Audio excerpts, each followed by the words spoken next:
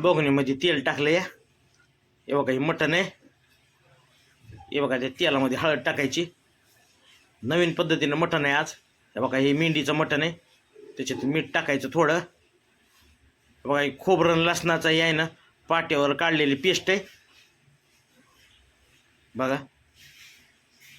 आजचा मस्त बेट आहे उगं मेंढीचं मटण. हे बघा मिक्स करून घ्यायचं थोडं. हे बघा तेल गरम झालं ना ते लगेच टाकून द्यायचं ते बघून येत. हे बघा आगा गा गा गा गा गा गा. हे काही खाली घेतलं या गॅसच्या. मस्त मिक्स करून घ्यायचं.